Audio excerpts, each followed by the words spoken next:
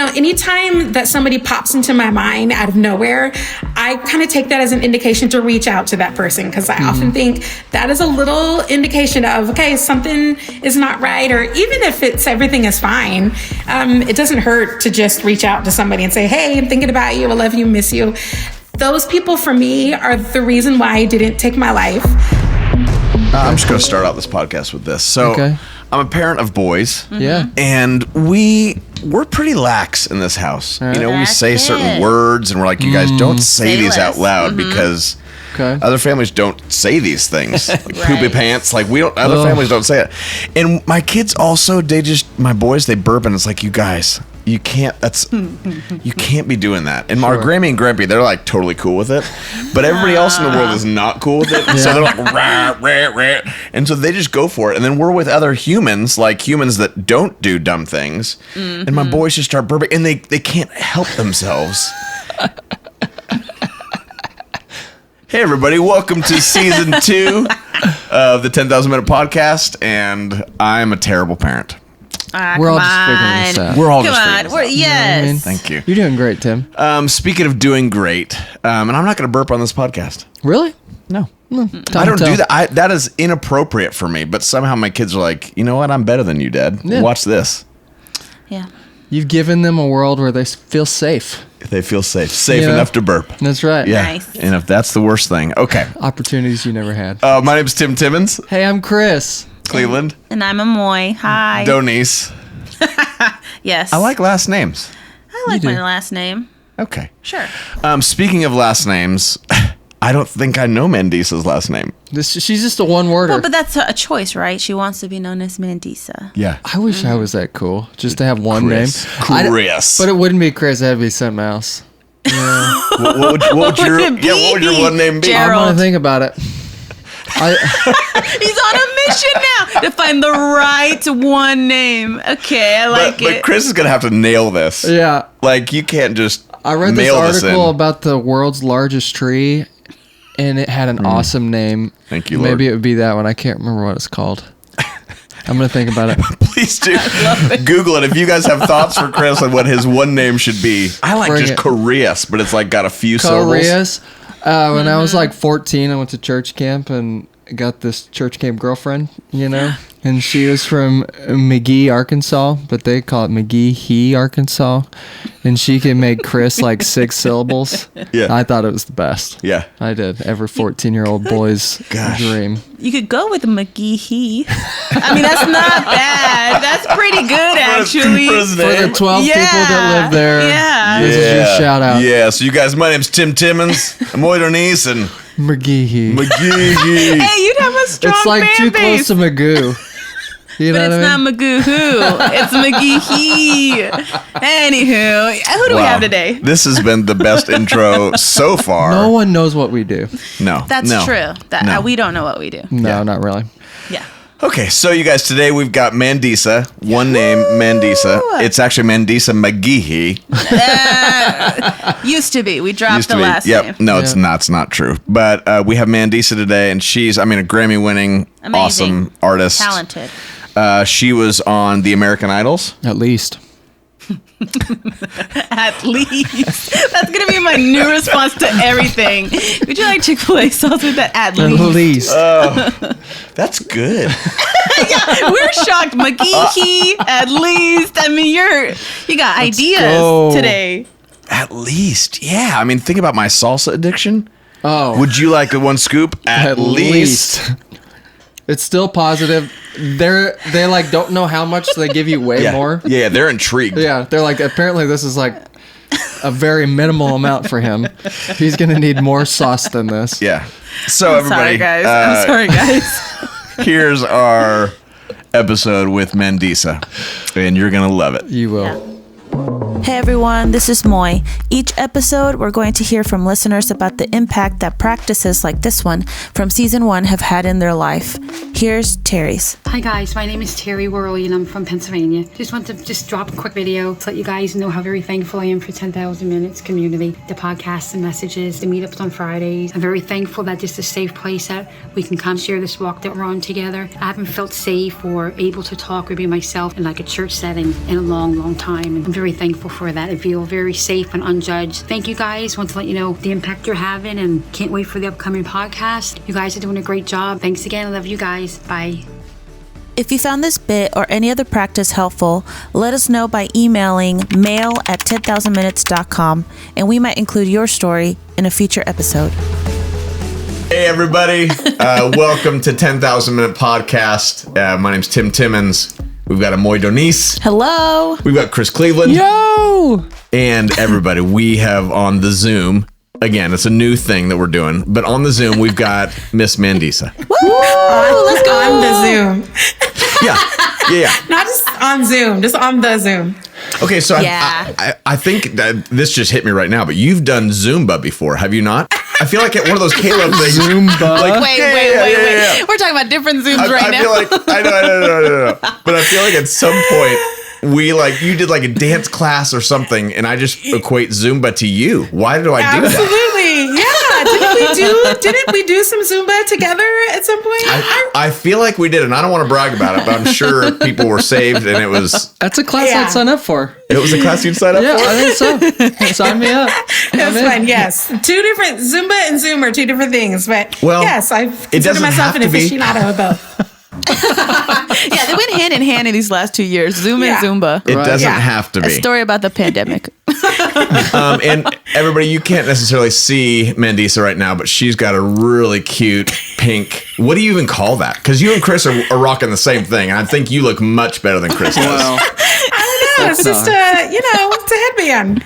It's a hot head. Yeah, I don't do that because for obvious reasons. Yes. Well, I don't have much hair going on. That's okay. Okay. do you sweat though? Yeah. I feel like it's more For like sweat. containment of all the elements. People are in like dodgeball. Wow. Do you like dodgeball? Guys, I play Zumba. Okay. Oh, right. I do Zumba, and You I get use Zumba in it. Sure. Mandisa. We met a few years back, and I've wanted to get you on a podcast for a long time, just because I think you're just so intriguing as a human. Thanks. And you're beautiful, and you're you bring you. And we've had actually had a few just random, like out of nowhere, deep conversations about something where you would just open up about your life, and I'm like, who is this human? And your struggles, and I love it. So thank you for being that person. And just from the someone outside, I'm just saying you're awesome and you're beautiful. Thank you. So Tim, I thank you for appreciate being it. you. Totally. Okay, so we want to jump into some things that matter today. And I'm sure we're going to laugh a little bit because that's something that we like to do. But we want to talk a little bit about your new book, but I want to get a little history on your new book. Yeah. And like, where's this coming from? So, Out of the Dark, I released an album in 2016 called Out of the Dark, where it really talks about that deep pit of depression that I was in, that God brought me out of. And since I began, talking about the subjects, and a lot of the songs are really honest depictions of what I felt when I was in that pit. As I started talking about mental health, depression, anxiety, and my audience is mainly Christian, I was really surprised at how many people identified with it and said that they're so thankful to finally be able to, hear somebody talk honestly about this. Because I think there's a stigma surrounding mental health issues in the body of Christ. And so the book really goes deeper into some of the struggles, also some of the victories. And hopefully I want to open discussions. I think the best way that we're going to get rid of that stigma about mental health, and as Christians, is to talk about it. And so that's what I want more than anything, is for people to talk about it. Talking about mental health. Absolutely. Yeah. Give me more. Well, so I considered taking my life at one point. It was 2 years into the deepest depression and had a handful of pills. And it was my friends, it was my loved ones that kept reaching out to me. That's what I was thinking about when I opted not to take the handful of pills. And isolation, I think, coming out of this pandemic where we've been so isolated from one another, I think depression is on the rise. I don't know what the statistics are, but a lot of people are really struggling. And I think when you're a Christian, at least what I believed for so long was, well, my faith must not be strong enough, and I must not be a good enough Christian. And I don't see that being how God would respond to somebody who is struggling with this. And I think a lot of people in the Bible probably struggled with it. And so I want us to talk about it because I think we've kept it hidden for so long. And so I think the best way to find healing is for us to actually talk about some issues that maybe we would want to keep a secret. I love that. I remember probably around the same time you're talking about, I put a song out in the world called You Are Loved. And I started getting these messages from people on the daily, and I'm sure you've gotten more than you could count with this same kind of platform that you have, of people who are saying, hey, I've, was at the edge.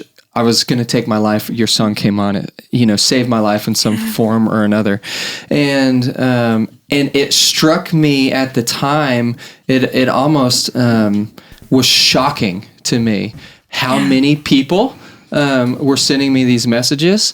And I kind of had this realization, kind of like you did. It's like, oh my gosh, that we were in a pandemic of sorts before the pandemic. Right.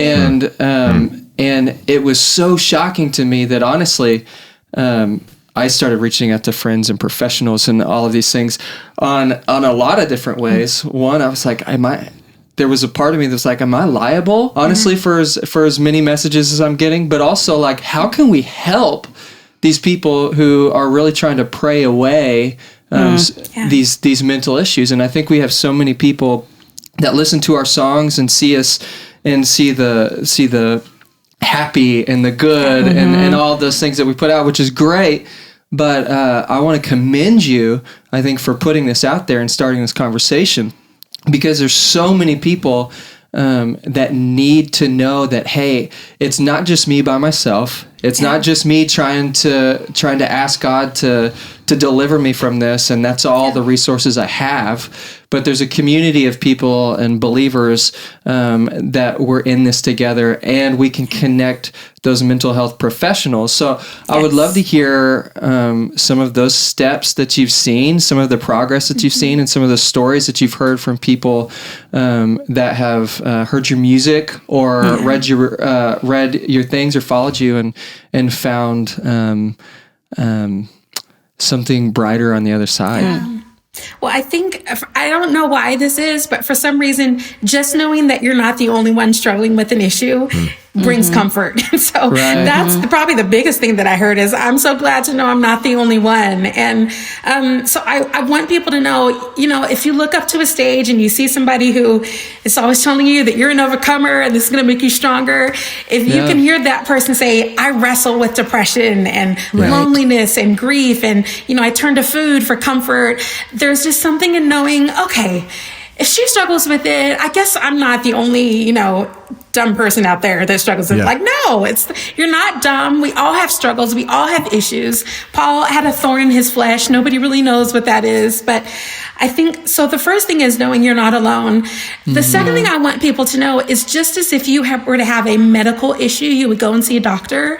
I'm a big fan of counseling. I think these are professionals that help us to deal with issues and to get, to the root of things that you maybe yourself cannot do it. And I love church. I love community. I do think there is something to be said about having a professional to help you walk through some of these issues. I don't want people to try to do it alone, because we're just not called to do it alone. Okay, so what are some of the, obviously in the past, people have said, and probably still today say, you shouldn't do that. You should just trust God for this stuff, which I know is part of your journey as well, and what triggered actually some of your depression with your friend that passed away. Well, will you just give us a little bit of even that story? Yeah, so my friend Keisha, she's the one who inspired the song Overcomer, because she was pregnant when she was diagnosed with breast cancer. Yeah. So long story short, I tell the full story in the book, but she did give birth to her son, who's beautiful and perfect and healthy, but she had a year with him before she passed away. And that, that scripture, hope deferred makes the heart sick. I felt like my heart just got sick. I was so upset and angry, and I really felt like God was going to heal her here. And I would hate it when people would say, well, he did heal her. I was like, yeah.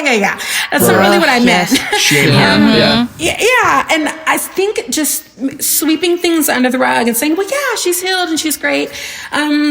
That did not do me any favors.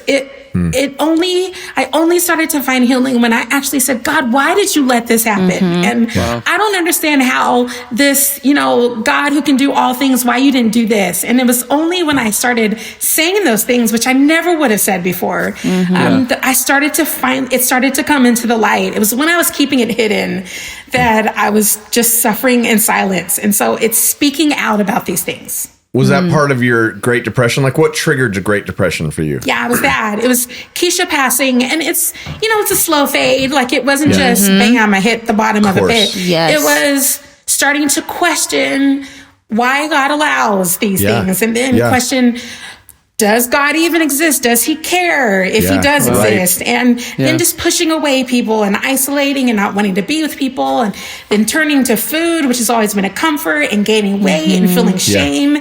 All of it just started slowly descending into that place where I just did not want to be here anymore. Wow. I like how, Chris, you almost, you didn't say earlier, you didn't say you made you healthy. Like there was, it's like such a process that you're continually in. Absolutely. You may turn to food, other turn to whatever else the thing is. We all turn to something. Right. But what was it that kind of started, you said people and friends that started changing your idea, your mind? Yeah. So it was when I went to the movie theater. It was one of the first times I had left my house in a long time. But I went to see the movie War Room because my song was in it. That's really the only reason I Right. The last thing I wanted to do was to watch a Christian movie. But Oh, goodness. and so I remember after that movie, it kind of ended happily ever after, and that made me angry because I was like, that's not really reality. And so I remember I wanted to see another movie. So I was in that movie theater for like over 4 hours. And when it came out, my car had a bunch of sticky notes all over it. And a handful of my friends had been sitting out there waiting for me. And they had an intervention, essentially, where they had a counselor that they found for me. They were going to insist that I saw her no matter what, because they recognized this is happening for 2 years, and I was clearly struggling with something. And so they forced me, in a sense, to get counseling. And that is really what began the ascent. It wasn't just, overnight, everything was great. It was just, I finally started talking about these things, and I finally started seeing people, and maybe I would listen to some music that I wouldn't listen to, like any form of light. I didn't want any form of light to enter my life, and I was pushing it out. But once it started coming in, I slowly started to come out of it. So how'd you move through the cliches then? Because you were struggling with a lot of the cliches of going, oh, God's going to handle it. All the stuff that's said to us, and we all have our thing that people have said this about God, that God's going to do this, God's going to do this. And you're like, well, he didn't, FYI. And I'm still sitting here. So how are you in the middle of those things, of unpacking those things? Or for me, my album Out of the Dark, I put a lot of it into that music, and I started singing it. One of the songs I put on the album, it's not the typical, encouraging, positive, encouraging music that you're used to hearing from me. It's very much of a, you could have healed her. You've done it before. That song is called Prove Me Wrong. And it doesn't end all nicely tied up with a bow where I can say, well, God answered my prayer and I'm great now. It was just a letting it out. It was in the secret place, finally saying it to God, the things that I was keeping hidden. And I don't have all the answers now. I still wish my friend were here. I still kind of think that the story would be better if she had lived and was a miracle and she could stand on the stage and tell everybody how God healed her. Right. However, I know that I'm just in the middle of my story. Like, there is eternity to go, and I'm only recognizing part of it here on earth. I really believe that when I do see God face to face, I'm going to get some of the answers. I probably won't care at that point. But in the meantime, I'm just kind of wrestling through it. I don't have all the answers, but I'm engaged in the conversation, and I think that's enough for right now. Wow. So then I guess Chris asked the question earlier, who are, you've had a lot of fans and different people that have talked to you in the midst of this, and people that have shared their story with you. What kind of things are you saying, inviting them into? So one of the things that I love the most about the book is at the end of each chapter, there's a section called Getting Real, which has discussion questions. And what I'm saying is talk to people about it. I think, anytime that somebody pops into my mind out of nowhere, I kind of take that as an indication to reach out to that person, because I often think that is a little indication of, okay, something is not right. Or even if everything is fine, it doesn't hurt to just reach out to somebody and say, hey, I'm thinking about you. I love you, miss you. Those people for me are the reason why I didn't take my life. And so I think being able to talk with people about those issues, about the things that you would want to keep hidden, I think that's where the healing is going to come from. So in the book, the Getting Real discussion questions, I want people to get together with people that they trust, that they can have open dialogue about some of these issues. Because I think when we try to do it ourselves, that's kind of the danger zone. Yeah, for sure. I would love to just do a quick pivot, because I think one of the things that we all deal with are the presenting issue. The presenting issue to you for all these years has been a weight thing, right? It's like, because of this deeper issue, you've gone to eating. And again, we all have our things that we go to. So it's like, join the human race. So for you in this, how have you stepped back, taken a higher view of what the power of eating has had on you? Does that still have the same power? What's that look like? So you've put an awful lot of hours, just since I've known you, into this struggle, which in and of itself actually isn't even the struggle. There's actually a deeper thing going on than just eating.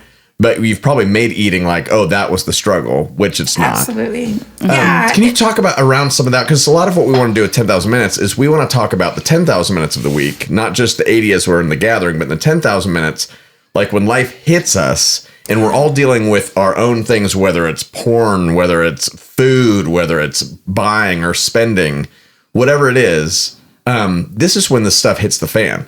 And so what's it look like for us to walk with Jesus in the midst of the deeper issues, but with the presenting issues? So just with your eating stuff, and can you just talk a little bit about that and what you've learned and what you're learning? Yeah. Well, I wish I could say that I have conquered it. There was once upon a time let's throw that out. But that's why I've stopped using the word. I'm trying to stop ever saying the word ED at the end of any word. I don't want to say I've learned this, because I have not. I'm learning. Yeah. Everything is an ing. I'm trying to put that at the end of everything. That's so good. What are you learning? Well, I'm learning that food is what I have always turned to for comfort. They call it comfort food for a reason. Touche. And from childhood, I would feel good. I mean, food tastes good. Let's be honest. Come on. And I think the issue is not even the food. It's that's what I would turn to as my escape. That's where I could go to feel good momentarily. Eventually, I would end up feeling horrible. And it's not even, I have gained and lost hundreds of pounds in my lifetime. And I recognize now it's when I'm spending too much time alone. It's when I'm holding on to something like grief, not just celebration, but when I'm sad or when I'm angry or when something happens, that has always been the thing that I would turn to. Food and television, escaping into movies and media. And so I am learning to first talk to him about it. And that is not something that I have always done. It's not something I'm doing currently. I'm currently not in a great place. Yes, thank you for saying that. This is why I love you. I love you just regardless, but I so appreciate you.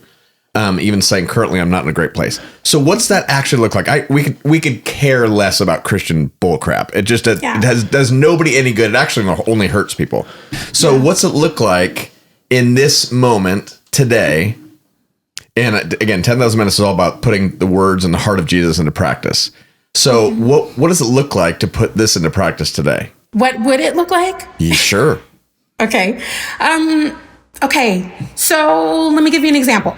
Yep. The other day, People Magazine put an excerpt of my book on their website. And everybody was celebrating the fact that this is out there. And my immediate thought was, oh my gosh, that is so exposing. That's so vulnerable. It's one thing when not just the people in my life, but even the people in the Christian circles are reading this. This is out there for the world to see. Yes. And that felt so uncomfortable for me. instead of ordering a box of Krispy Kreme donuts, that is, or even instead of, I don't know, just trying to not think about it. For me, that would have been, God, this sucks. I don't want people just talking to him about it. Like opening up my mouth and having a discussion and then quieting my mouth to listen to what he says about it. I didn't do that. I turned on my television, I ordered some DoorDash, and I tried to forget about it. And that's not healthy. It's those decisions like that, everyday decisions that will lead to health. But when you don't make those decisions and then the shame comes and it's just a vicious cycle. So it's just stopping the shame and having a conversation with God about it. Okay, so what's that? A conversation with God, and also a conversation with other people that God puts in my life. Like being able to talk to the people that I'm surrounded with, instead of just closing in and hiding away. Which is hard to do, because depression just wipes out your energy. I think one of like your most powerful tracks of Out of the Darkness is your voicemail track. It's just endless voicemails of people saying, hey, where you been? Checking on you. I'm knocking at your door. Can you open the door? That was my life with depression. And sometimes there's a shame of like, I know I haven't been who I need to be for all of you. I know I've scared you. I've worried you, but I just don't have energy to actually talk, you know? And so sometimes there's just like an actual, just like the sticky note situation, there needs to be a community to help you speak. Cause sometimes it feels like if we really had the power within ourselves for ourselves, then we wouldn't need community, you know? And so sometimes it's like, you need to reach out. And sometimes like, I don't know how to reach out, you know? Right. And what I want people to know that those voicemails, the text messages, the people at my door, I didn't answer any of them in that moment. And so from their point of view, they were being ignored. But it was in that moment where I had the hand of pills that I thought about that. And so those messages, the reaching out, that matters, because that's what I was thinking about and why I chose not to swallow the handful of pills. Man, yeah. And that's probably the truth for a lot of those who are in depression, who are like, I just remembered the voice of my mother, or, you know, or someone called me at that moment. I think Kelsey talked about that as well. She was speaking to her father at a time that she was like at her lowest. But I think the truth is sometimes you don't even have the energy to talk about it. And that's where community is so crucial. Yeah, absolutely. With any kind of healing, it's sharing it with people. So I guess a question is, how do we practice getting real with people? Because I feel like that sounds like the practice you've carried throughout your journey, is taking moments to get real before escaping or letting it paralyze you. So, or during or after. Yeah, I think it's just, honestly, it's just cultivating friendships. And that can sound easy to say, but totally, it comes with time. It comes with hanging out with people. It doesn't always have to be deep, like watching a movie with people and grabbing coffee. And then, when you start to feel comfortable letting them into some of these things, which I hope that this book will do. There's Out of the Dark, the book, it's not all gloom and doom. Like, I talk about a lot of great stuff that has happened. And so, if people are like a fan of my music, each chapter is named after a song. Like, I can imagine people getting together and reading it and having these discussions, but then some deep moments happen. And again, the getting real section, like having a book club where you talk about things like that. That's an example where you can ask these questions and start these conversations that, sometimes it's hard to approach these hard conversations out of nowhere, but I hope that this will be a tool for people to start having these discussions about mental health. And it doesn't even have to be with a lot of people. Like, get you one good friend. That's really all that you need. One good friend that you can speak to these things about. You don't need, 20 people that you really absolutely know. You just get one person that you can share your life with. And that's really all that you need in life. And sometimes that's where counseling connects Absolutely. too. That's your one friend, and that's self-care, and that's you going to see someone who has the margin to be that person, to hear the part where you're getting real with. Absolutely. I'm a big fan of counseling. I hope everybody is able to do that at some point in their life, because it's helped me to think about things that I would not by myself be thinking about. It's so important, I think. So why couldn't just God do that? Well, God uses other people. Like God works through when Jesus came to the world and when he ascended, he said, you are now the body of Christ. And so he made us for one another. I mean, yes, he could speak with a loud booming voice out of heaven. More often than not, he speaks through other people. So I think God does do it. He just uses us as the hands and the feet of Jesus. That's good. One of the things I love that I'm seeing kind of as a theme in this is that both the uphill climb and kind of the peak and on the other side of it, like they all happen in these small choices in places. So whether it's like diving into like a dark place or coming out of it, neither of those things are really happening like in big moments. They're happening in small decisions, but also so like you're talking about, okay, I could have celebrated this People magazine issue, or I could DoorDash and chill, and that's like that's a small decision, right? And then but also a small decision for someone to pick up the phone and say, hey, I'm thinking about you right now. And gosh, I think it's really incredible the power of our small decisions and those small things. So I think as I'm thinking about this, I'm kind of both encouraged and just placing more value on that, just thinking like in my own life, okay, it's not, even though I've got a big hill to climb, it's not about the whole journey, but it's about the step I'm going to take today. And also when I'm thinking about those people around me, that even though my voice may be small, or my part may be a small part, it could have eternal value for someone else to speak and be in there. So that's really incredible. And I just want to say as an aside, because this is the most I've seen you like in other spaces and kind of seen you do your artist thing, and I think you really carry Jesus with you so well. Because and I want to say this in a really honest way, because I think you bring the joy of Christ with you, and people see that on your face. That's why people love you, and it's so evident, right? But I think Jesus also brought reality, and I think that's what you're doing in this conversation and in this book. And to me, that makes me so excited for what your ministry can bring and for what God is going to do with you and your story. Because we all know that's real life. The people who are turning on the radio and listening to your music, that's the life that they're in. It's not one or the other, but we're holding these things in tandem. That's good, Chris. And I think you're doing that beautifully. Thank you. It's very encouraging. I appreciate that. So now we would like to pivot one more time. No, we have this little 10,000 thoughts thing that we've got like 4 questions that you have to do quick answers to. Okay, you ready? Yeah. Cats versus dogs. Go. Dogs. Obvi. She was like, obviously. Song you wish you wrote. I can only imagine. Big time. God, oh, yes. Totally. I mean, that's a financial thing. Favorite Instagram account that you can share?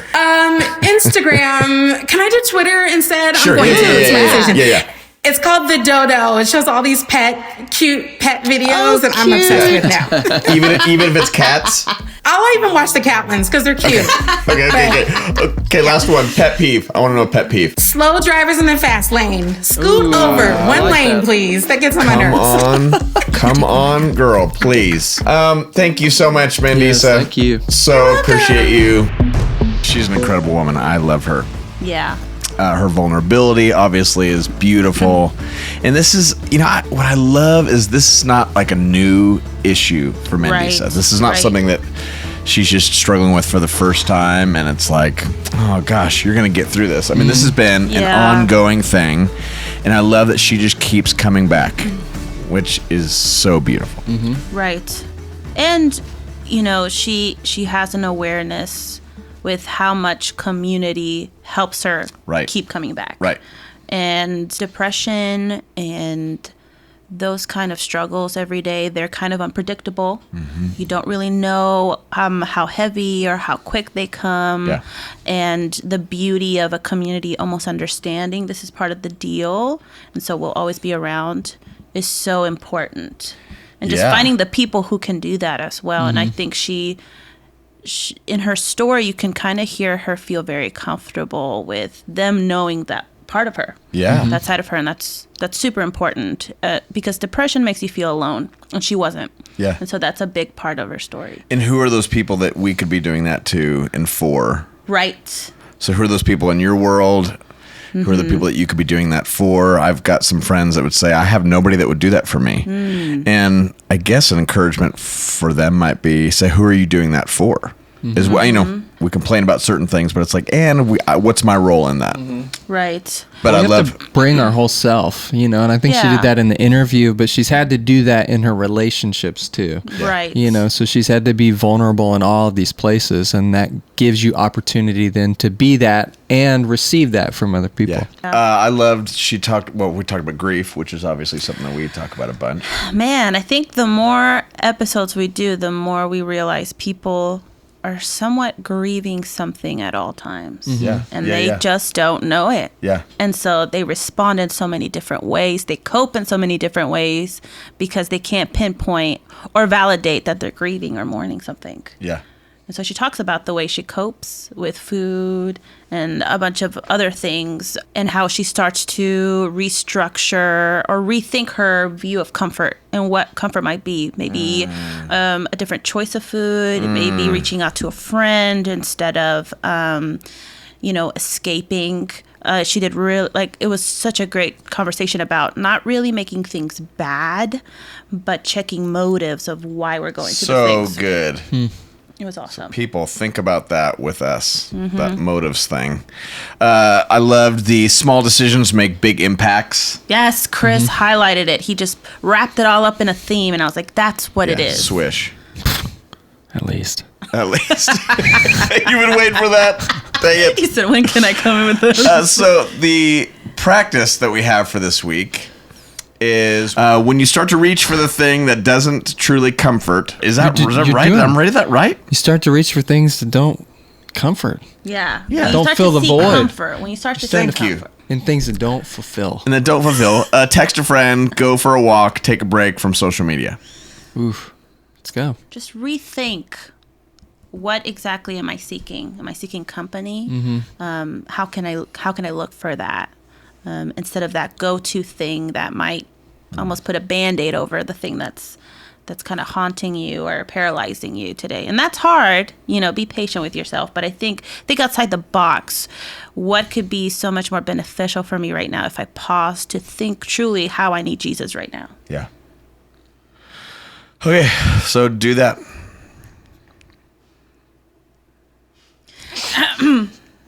So waiting for your line. Easy. What was your line again? At least. Yeah. I didn't feel like it worked there. No, it didn't work there. Yeah. And Tim Timmons here. Hey, Tim. Hey, Magaharia. Who knows? We want to thank, if your name is Ann. Any Ann. Hi, Ann. Or is this a specific Ann? Ann J. Oh, okay. And it's a cool last name. We don't say last names, just, I don't know. I haven't said last names. It feels a little weird. We don't want to dox people. Yeah. That's the thing. We're thankful for I you. could probably You know find who him you are. on Instagram if you told me. Oh, boy. Yeah. You totally could find people on Instagram. Ann J, thank you for partnering with us financially. Thank you. Also, Lynn A. Thanks, Lynn. Thank you, Lynn A. Thank you. Truly, it's really a gift, and we're totally honored that you'd partner with 10,000 Minutes and help us keep doing this and all the other stuff that we are excited about. So, thank you. And if you'd like to subscribe, and leave a comment. 10 out of 10 rates. 10 out of 10 rates. Nothing think it's under 5 out of 5, but Well, sure. I think they changed it or for nothing. season 2. Yeah, Okay, I like They it. heard my requests. You emailed. They heard us, I please. sent a couple things into Apple. Yeah, so 10 out of 10, that thing, you guys. If there's a 5 out of 5, faux show. No 4s, no 3s, no 2s, If no 1s. you're not going Yeah, to rate those us all the hurt, way, those just hurt. keep scrolling. Yeah, just keep, don't even waste your time. Why would you? Yeah. You've gotten this far out of the podcast. Sure. I mean, If you've hung out this long, you're a fiver. I mean, Yeah. Okay. actions speak louder than words. Well, Chris, I think you're a 5er. Out of 10.